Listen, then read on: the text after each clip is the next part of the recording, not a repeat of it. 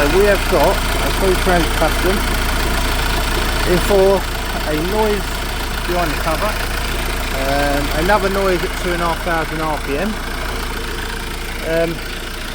tensioner is going around like a yo-yo,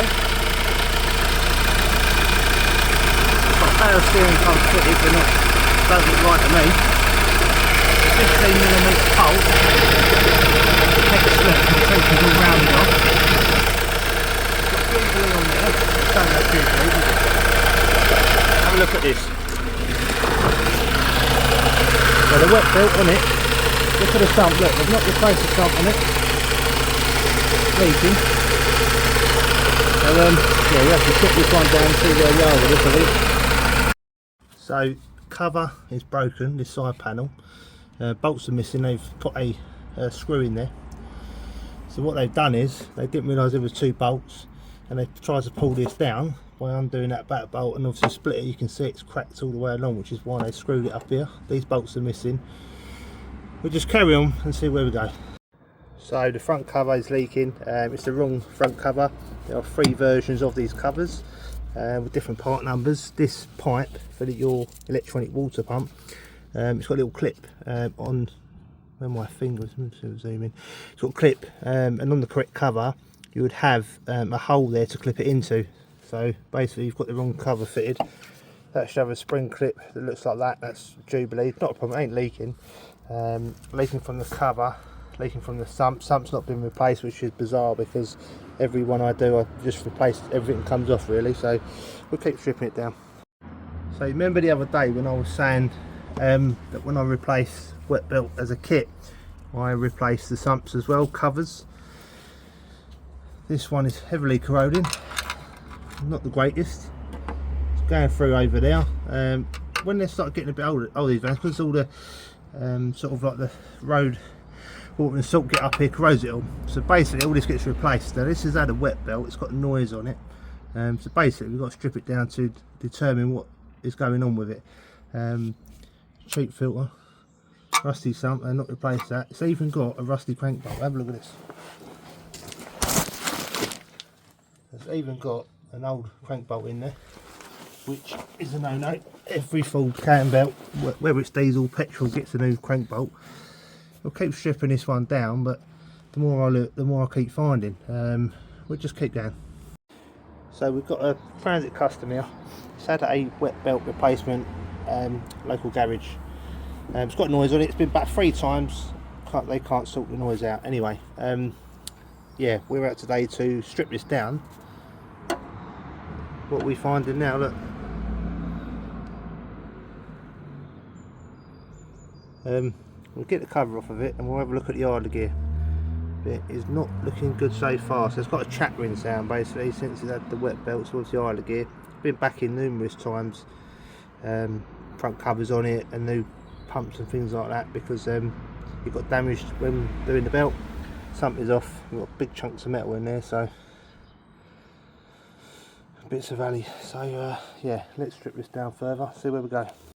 So we now come to the engine mount. That's what the tops of the bolt should look like. One at the back rounded. Quite common and people don't know what they're doing. You see these rounded off. So they're going to be, we can get these out. I've got spares on the van, but it's just like, you just see this quite common now with this. These were nipped up, so to speak, and this one, I've not even put my gun on that, and look, it's the worst case scenario, and it is worst case scenario. Like I say, the vibrate loose and the engine falls out, because once this comes off, the engine will dip down. Obviously I've got a jack underneath to support it to stop that from happening, because if I don't, the whole engine will fall out on the floor. So this one, I didn't even have to use my gun to get it undone. It probably cross-threaded that. I'll keep looking at it. This is a new one, this is. So it's got the wrong bolts bolted in here, it's got cover bolts bolted in there. That bolt there is missing. That's a 10, that's now 13, so that's not even the right bolt for that. That's a 13mm, that should be 10. We'll continue to strip this down and yeah, we'll see what's going on inside, but there's metal fragments in the bottom of the sump, so it's not looking good. This job, I don't even know where to begin. So now on the crank bolt, And yeah, that was mega tight. You can see it's got Loctite up in there, look. The factories don't come with Loctite. And have a look at this.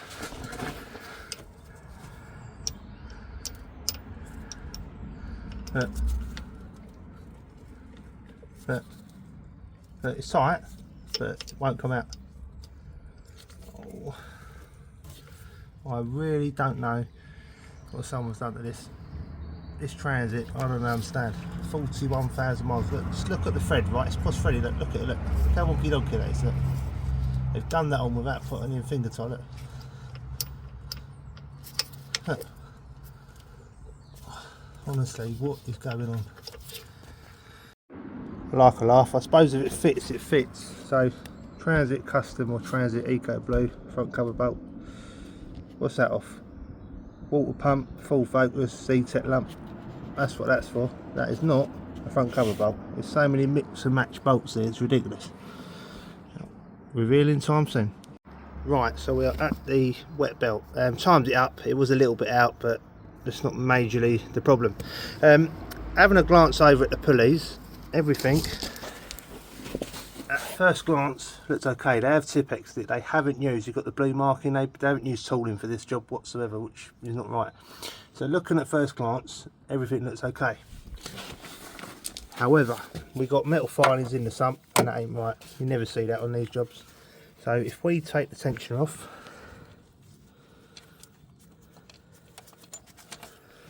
and have a little look in there, have a look at the teeth. Absolutely mash up, look. Put the teeth in there. So it's going to want an idler gear.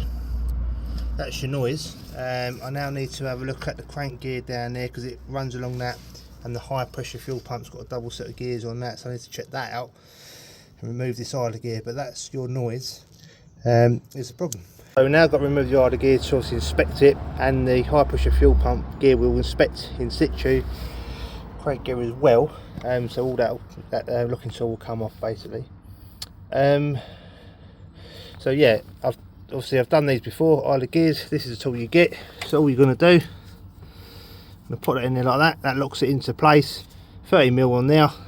Remove it, and then we'll go and inspect the other gears. So anybody that has taken that bolt out of there knows that they are obviously torqued in a certain sequence.